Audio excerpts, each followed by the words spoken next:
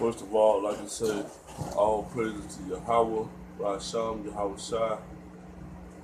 Peace and blessings to the elders and apostles and all the brothers and all the Akim worldwide and speaking this truth. First of all, Yahawah, Bahashem, Yahawashi put it in my soul, man, to tell brothers that's in this truth that don't have children and want to have a wife and child. And it comes from the book of Jeremiah, chapter 16. And it reads, "The word of Yahawah came to me, you shall not take a wife, nor shall you have sons or daughters in this place. For thus said Yahawah concerning the sons and daughters who are born in this place, and concerning the mothers who bear them and the fathers who beget them in this land, they shall die of deadly diseases. They shall not be lamented, nor they shall be buried. They shall become like dung on the surface of the ground. They shall be perished by the sword and by famine. Their dead bodies shall become food for the birds of the air, for the wild animals of the earth. For thus said Yahawah, do not enter the house of mourning, or go to lament, or bemoan them. For I have taken away my peace from this people, says Yahawah.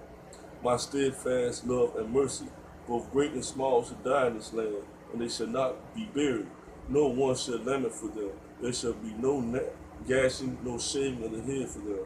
No one shall break bread for the mourner to comfort for the dead, nor shall anyone give them a cup of consolation to drink for their fathers or their mothers. You shall not go into the house of feasting to sit with them to eat and drink. For thus said Yahawah of hosts, the Yah of Israel, or Yasharallah, I'm going to banish from this place in your days and before your eyes the voice of mirth, the voice of gladness, the voice of the bridegroom, and the voice of the bride. And when you tell these people all these words, and they say to you, why has Yahawah pronounced all this great evil against us? What is our iniquity? What is the sin that we have committed against Yahawah our power? Then you shall say to them, it is because your ancestors have forsaken me, says Yahawah, and have gone after other gods and have served and worshipped them and have forsaken me and have not kept my law, and because you have behaved worse than your ancestors. For here you are, every one of you, following your stubborn, evil will, refusing to listen to me. Therefore I will hurl you out of this land into a land that neither you nor your ancestors have known, and there shall you serve other gods day and night, for I will show you no favor." Well, man, Yahawah, Bahashem Yahawashi, man, is very angry at us, man. We have forsaken his law. We have behaved worse than our ancestors, man. It's time to repent. It goes out to my family, to my ex-girlfriend, who's supposed to be my wife, given to me by Yahawah. She forsaken God's will. This goes out to her children. It goes out to all the people who have turned their way against Yahawah. It's time to repent, for this place will be destroyed by ICBM nuclear missiles.